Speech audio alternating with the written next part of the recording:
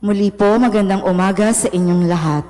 Malugod na pagtanggap sa St. Joseph Parish, Gagalangin, sa ika-6 ng umagang banal na misa na may liturhiya ngayong Miyerkules sa ika-8 linggo sa karaniwang panahon. Tumayo po ang lahat at tayo'y makiisa sa Eucharistikong pagdiriwang na pamumunuan ng ating kura paroko, Reverendo Padre Douglas D. Badong.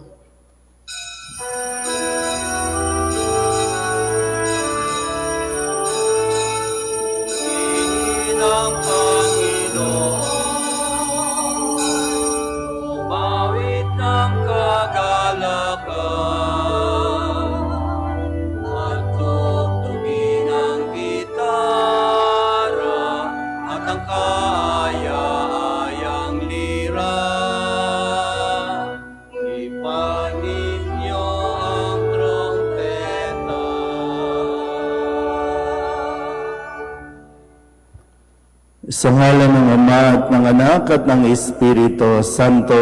Amen. Ang pagpapala ng ating Panginoong Hesukristo, ang pag-ibig ng Diyos Ama, at ang makikipagkaisa ng Espiritu Santo naway sumainyong lahat. At sumayo rin. Mga kapatid, aminin natin ang ating mga kasalanan upang tayo'y maging marapat gumanap sa banal na pagdiriwang. Inaamin ko sa makapangyarihang Diyos at sa inyo mga kapatid na lubha akong nagkasala sa isip, sa salita at sa gawa at sa aking pagkukulang. Kaya isinasamo ko sa mahal na Birhen Maria, sa lahat ng mga anghel at mga banal, at sa inyo mga kapatid na ako'y panalangin sa Panginoong ating Diyos. Kaawaan tayo ng makapangyarihang Diyos, patawarin tayo sa ating mga kasalanan at patnubayan tayo sa buhay na walang hanggan. Amen. Panginoon, kaawaan mo kami. Panginoon, kaawaan mo kami. Kristo, kaawaan mo kami. Kristo, kaawaan mo kami. Panginoon, kaawaan mo kami. Panginoon, kaawaan mo kami. Manalangin tayo. Ama naming makapangyarihan, ipagkaloob mong maitaguyod ang sanlibutan sa matiwasay na pag-iral ayon sa layunin mo para sa aming kapakanan, sa pagsamba sa iyo ng may panatag sa kalooban sa pamamagitan ni Jesucristo, kasama ng Espiritu Santo, magpasawalang hanggan. Amen. Pagbasa mula sa unang sulat ni Apostol San Pedro. Mga pinakamamahal, alam ninyo kung ano ang itinubos sa inyo na walang kabuluhang pamumuhay na inyong minanas sa inyong mga magulang. Ang itinubos sa inyo'y di mga bagay na nasisira o nauubos, paris ng ginto o pilak, kundi ang buhay ni Kristong inihain sa krus. Siya ang korderong walang batik at kapintasan. Itinalaga na siya ng Diyos sa gawaing ito bago pa nilikha ang daigdig. At alang-alang sa inyo, ipinahayag siya bago sumapit ang katapusan ng mga panahon. Dahil sa Kanya, nanalig kayo sa Diyos na sa Kanya'y muling bumuhay at nagparangal. Ano pat ang inyong pananampalataya at pag-asa ay nasa Diyos. Ngayong malinis na kayo dahil sa inyong pagsunod sa katotohanan, ano pat naghahari na sa inyo ang tapat na pag-iibigan bilang magkakapatid. Naway maging maalab at taos sa puso ang inyong pagmamahalan, sapagkat muli kayong isinilang hindi sa pamamagitan ng tao, kundi sa bisa ng buhay at walang kamatayang salita ng Diyos. Ayon sa kasulatan, ang lahat ng tao ay gaya ng damo. Gaya ng bulaklak nito, ang lahat niyang karikitan. Ang damo ay natutuyo at nalalanta ang bulaklak. Ngunit ang salita ng Panginoon ay mamamalagi kailanman, at ito ang mabuting balitang ipinangaral sa inyo. Ang salita ng Diyos. Salamat sa Diyos. Purihin mo, O Jerusalem, ang Panginoong butihin. Purihin mo, Jerusalem, ang Panginoong butihin. Purihin mo, O Jerusalem, purihin ang Panginoon. Purihin mo ang iyong Diyos, kayong mga taga-Syon. Yaong mga pintuan mo ay siya ang nag-iingat, ang lahat ng iyong lingkod ay siya ang nagbabasbas. Purihin mo, Jerusalem, ang Panginoong butihin. Ginagawang matahimik yaong mga hangganan mo. Bibigyan kang kasiyahan sa kaloob niyang trigo. Kung siya ang naguutos, agad itong natutupad. Dumarating sa daigdig na hindi na nagluluwat. Purihin mo, Jerusalem, ang Panginoong butihin. Kay Jacob niya ibinigay ang balita at pabilin, ang tuntunit mga aral ibinigay sa Israel. Ang ganitong karapatan ay wala ang ibang bansa, pagkat hindi nila batid ang utos na itinakda. Purihin ang Panginoon. Purihin mo, Jerusalem, ang Panginoong butihin. Magsitayo na po ang lahat.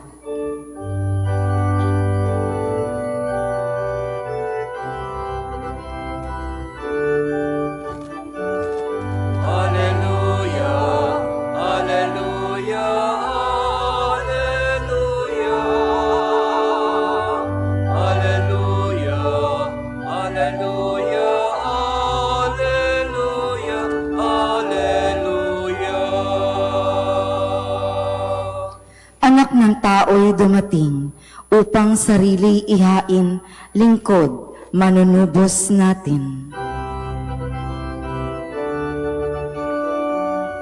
Alleluia, Alleluia, Alleluia. Alleluia, Alleluia, Alleluia, Alleluia. Sumainyo ang Panginoon. At sumaiyo rin. Ang mabuting balita ng Panginoon ayon kay San Marcos. Papuri sa iyo, Panginoon. Noong panahong iyon, nasa daan ang mga alagad patungong Jerusalem. Nauuna sa kanila si Jesus. Nangangamba ang mga alagad at natatakot naman ang mga taong sumusunod sa Kanya. Ibinukod ni Jesus ang 12 at sinabi ang mangyayari sa Kanya. Wika niya, "Ngayoy paahon tayo sa Jerusalem. Ang anak ng tao'y ipagkakanulo sa mga punong saserdote at sa mga iskriba. Kanilang hatulan siya ng kamatayan at ibibigay sa mga hintil. Siya'y tutuyain nila, luluran, hahagupitin at papatayin. Ngunit muli siyang mabubuhay pagkaraan ng 3 araw." Lumapit kay Jesus sina Santiago at Juan na ang mga anak ni Zebedeo at ang sabi, "Guro, may hihilingin po sana kami sa inyo." "Ano yon?" tanong ni Jesus. Sumagot sila, "Sana'y makaupo kami katabi ninyo sa inyong kaharian, isa sa kanan at isa sa kaliwa. Hindi ninyo nalalaman ang inyong hinihingi," sabi ni Jesus sa kanila. "Mababata ba ninyo ang hirap na babatahin ko?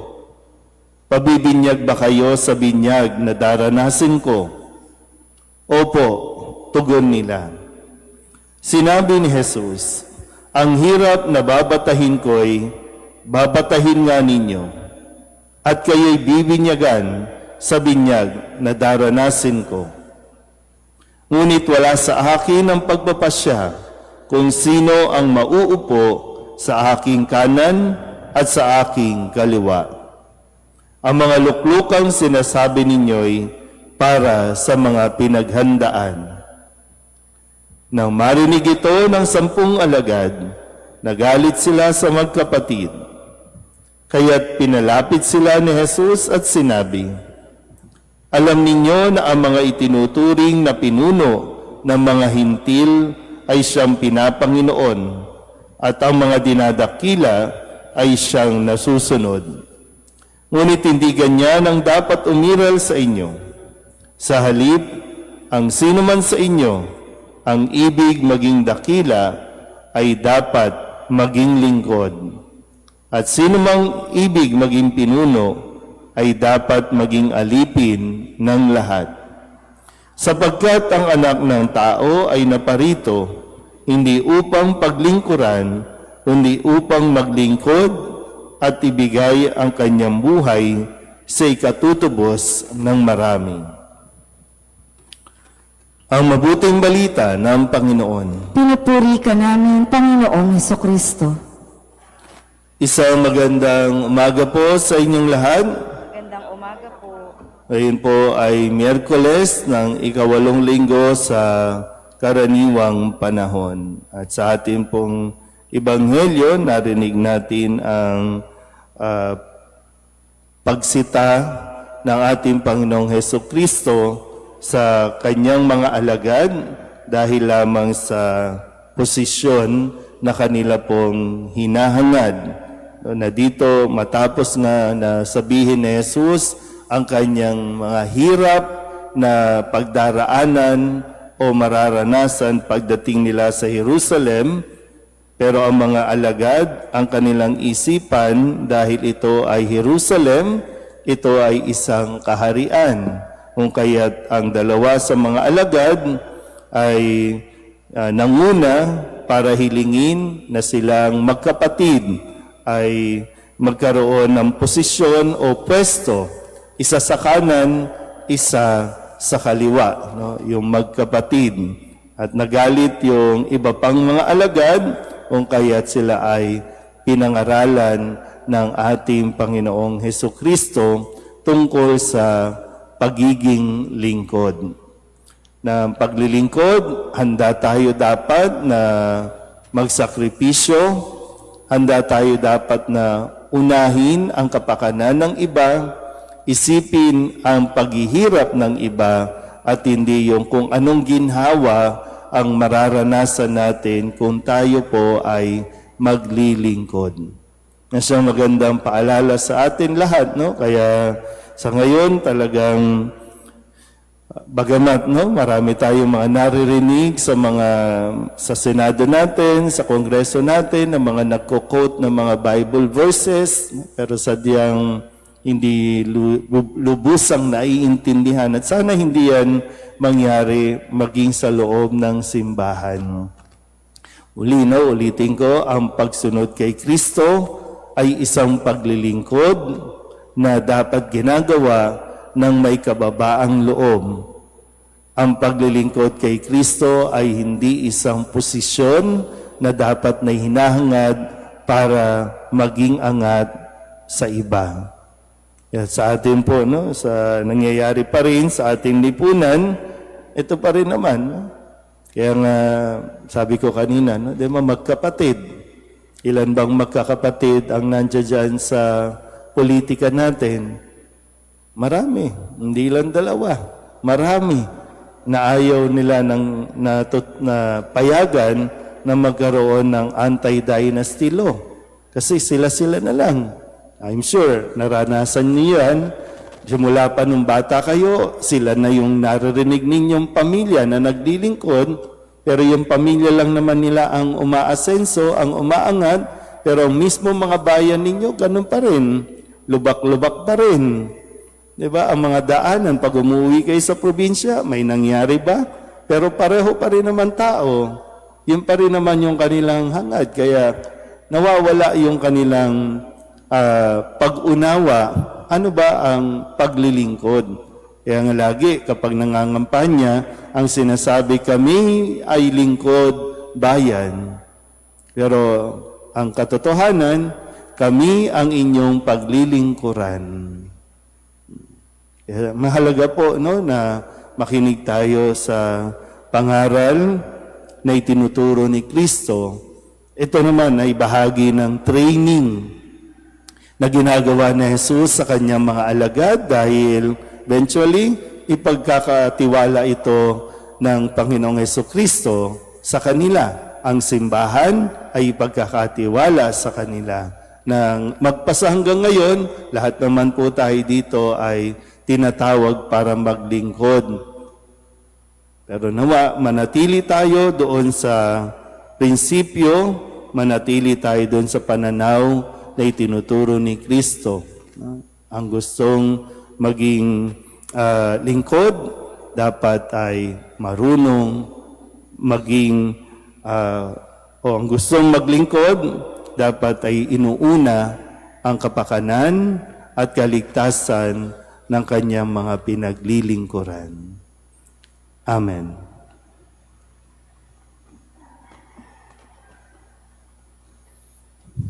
Ipinahayag ni Kristo ang ating Panginoon ang kanyang mapagligtas sa kamatayan at muling pagkabuhay sa pamamagitan niya ang mapagpakasakit na lingkod. Ilahad natin sa amang mahabagi ng ating mga panalangin. Ang ating pong itutugon, Panginoon, dinggin mo ang aming panalangin. Panginoon, dinggin mo ang aming panalangin. Ang mga pinuno ng simbahan naway maging tunay na mga lingkod na kumikilos na mayroong malasakit na tulad ng ipinakita ni Kristo sa kanyang mga tagasunod. Manalangin tayo sa Panginoon. Panginoon, dinggin mo ang aming panalangin. Ang mga pinuno ng mga gobyerno naway gamitin nila ang kanilang katungkulan para sa kabutihan ng kanilang pinamamahalaan at iwasan ang away at kawalang tiwala. Manalangin tayo sa Panginoon. Panginoon, dinggin mo ang aming panalangin. Ating lahat nawang mapagtanto na ang tagumpay sa mata ng Diyos ay hindi nasusukat sa mga panuntunan ng mundo, kundi sa paggalang na ibinibigay natin sa ating kapwa. Manalangin tayo sa Panginoon. Panginoon, dinggin mo ang aming panalangin. Ang mga may sakit, naway kanilang maunawaan na nagiging isang dakilang biyaya ang paghihirap nila kapag iniugnay sa paghihirap ni Kristo. Manalangin tayo sa Panginoon. Panginoon, dinggin mo ang aming panalangin. Upang mamayani ang kapayapaan sa gitnang silangan at sa buong mundo, at ipagadya-nawa ang sangkatauhan sa karahasan, kasakiman at pang-aabuso ng kapangyarihan na nagdudulot ng paghihirap at kamatayan sa marami. Manalangin tayo sa Panginoon. Panginoon, dinggin mo ang aming panalangin. Upang ang lahat ng mga nagdurusa dahil sa kalupitan ng digmaan ay daglian ng makaranas ng kapayapaan at mabuhay na may kapanatagan at kalayaan. Manalangin tayo sa Panginoon. Panginoon, dinggin mo ang aming panalangin. Ang mga tapat na yumao, naway makatagpo ng walang hanggang kapayapaan. Manalangin tayo sa Panginoon. Panginoon, dinggin mo ang aming panalangin. Idulog din natin sa Panginoon ang ating mga personal na kahilingan at mga panalangin para sa ating mga pamilya, kasama din ang mga kahilingan ng mga nanonood sa online. Lahat ng mga misang pasasalamat, special na intensyon, agarang paggaling ng mga may sakit, pang lahat ng mga kaluluwa na hinihiling na ipagdasal sa misang ito.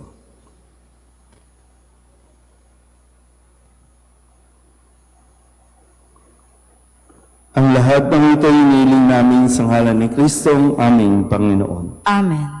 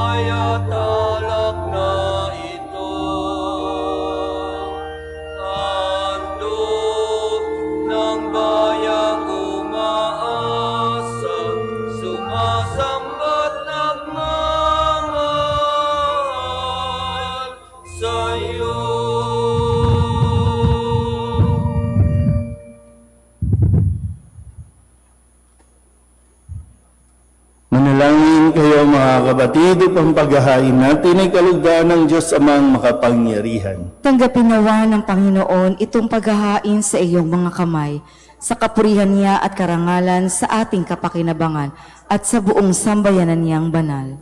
Ama naming lamikha, ipinagkakaloob mo ang mga dapat ialay upang aming sambahin ang iyong ngalan. Kaawaan mo kami at pagbigyan upang ang iyong kaloob para kami makapaghain ay mapakinabangan bilang pagpapala mo sa amin sa pamamagitan ng Jesucristo kasama ng Espiritu Santo magpasawalang hanggan. Amen. Sumainyo ang Panginoon. At sumayo rin, Itaas sa Diyos ang inyong puso at diwa. itinaas na namin sa Panginoon. Pasalamatan natin ang Panginoong ating Diyos. Marapat na siya ay pasalamatan. Ama naming makapangyarihan, tunay ngang marapat na ikaw ay aming pasalamatan. Ikinalugod mong likain ng sanlibutan na iyong pinagbabago at idinarangal sa pamamagitan ng iyong anak na kinalulugdan. Kaya't utang na loob ng iyong mga itinatangi at ng mga banal na kapiling mong lagi ang iyong paggiliw at pagkakandili. Kaya kaysa ng mga anghel na nagsisiawit ng papuri sa iyo na walang humpay sa kalangitan, kami nagbubuni sa iyong kadakilaan.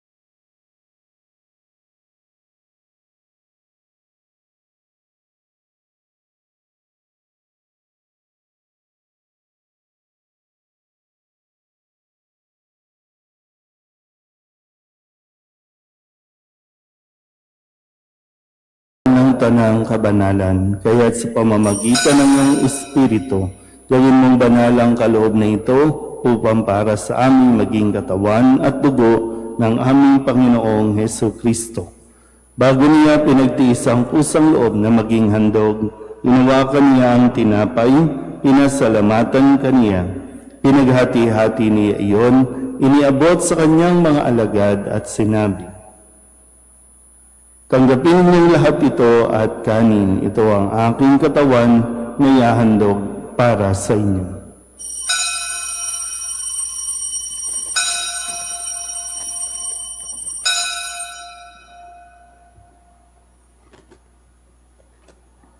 Gayun din naman nang matapos ang hapunan, hinawakan niya ang kalis, muli kaniyang pinasalamatan. Iniabot niya ang kalis sa kanyang mga alagad at sinabi, "Tanggapin ninyong lahat ito at inumin. Ito ang kalis ng aking dugo, ng bago at walang hanggang tipan. Ang aking dugo na ibubuhos para sa inyo at para sa lahat sa kapagpapatawad ng mga kasalanan. Gawin ninyo ito sa pag-alaala sa akin."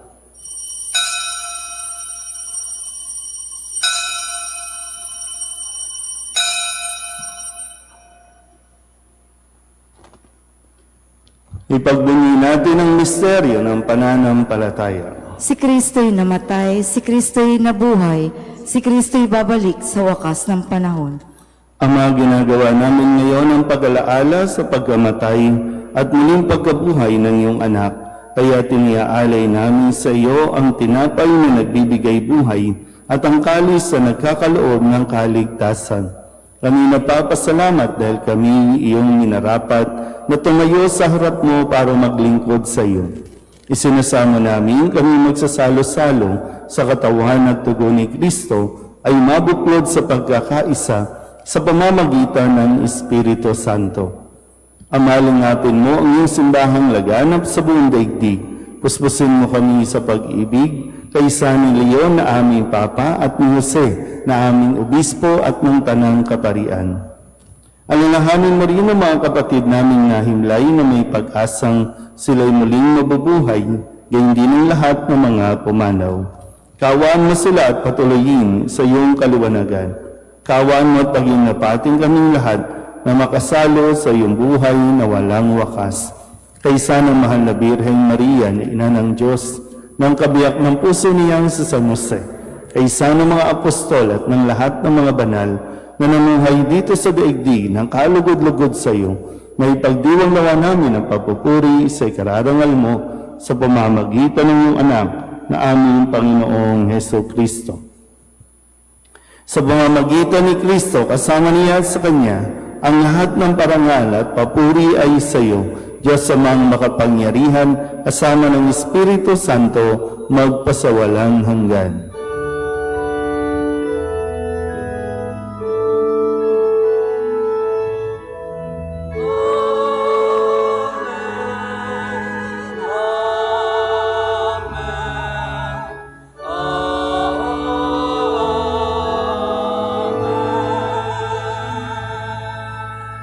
Sa tagabili naman ang agagaling na utos at turo ni Jesus sa Panginoon natin at Diyos, ipahayag natin ang lakas loob.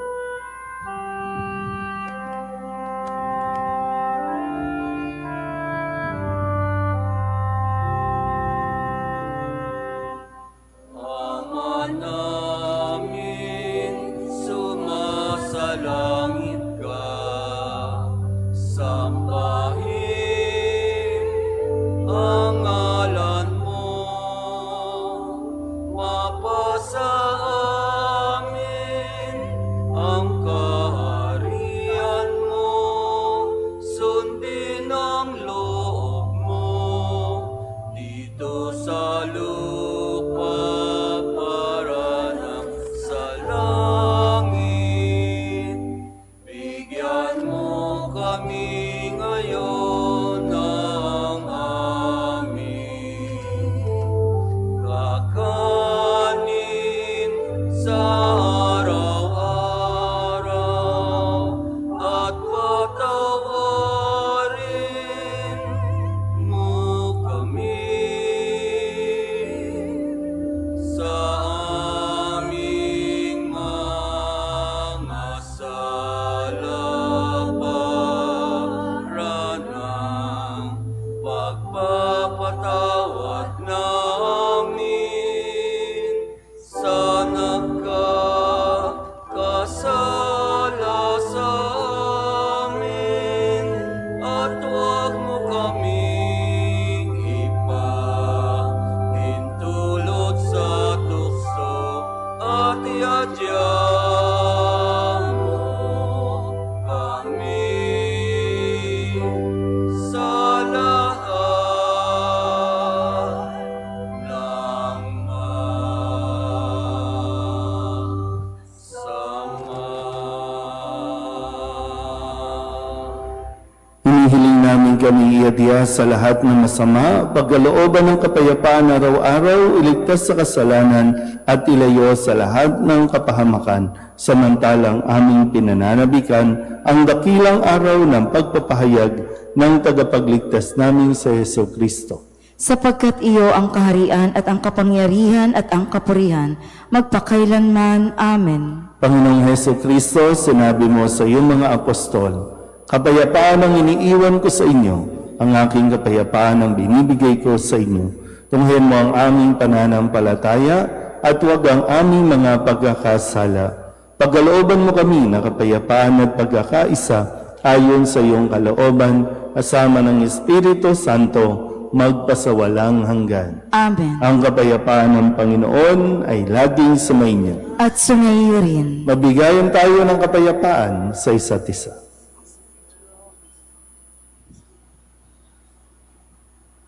Kordero ng Diyos na nag-aalis ng mga kasalanan ng sanlibutan, maawa ka sa amin.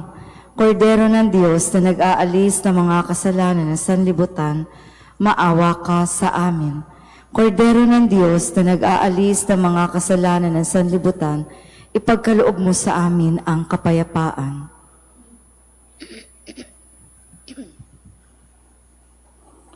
Ito ang kordero ng Diyos.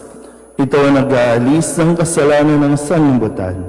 Mapalad ang mga inaniyahan sa kanyang piging. Panginoon, hindi ako karapat-dapat na magpatuloy sa iyo, ngunit sa isang salita mo lamang ay gagaling na ako.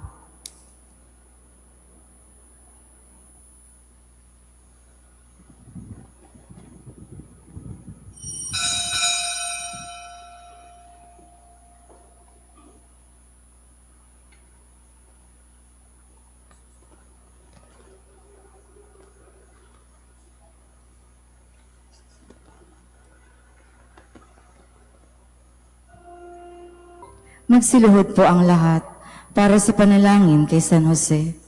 Abang tagapangalaga ng tagapagligtas, kabiyak na puso ng mahal na Birheng Maria, sa iyo ipinagkatiwala ng Diyos ang kaisa-isa niyang anak. Sa iyo nagtiwala si Maria.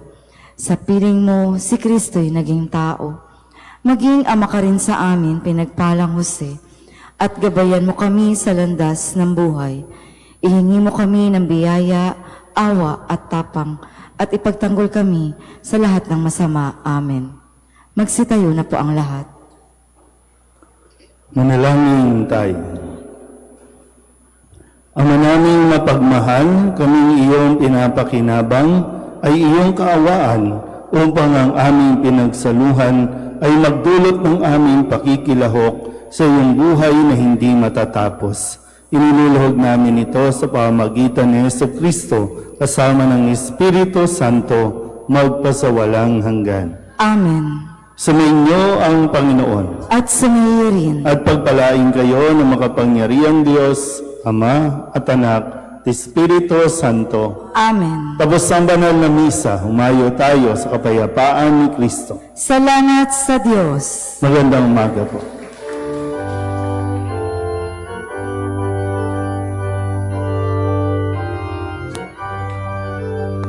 Poong San Jose, pinakasing ibig, tanggulan at lakas, poong pananalig, kami po'y ipagadya.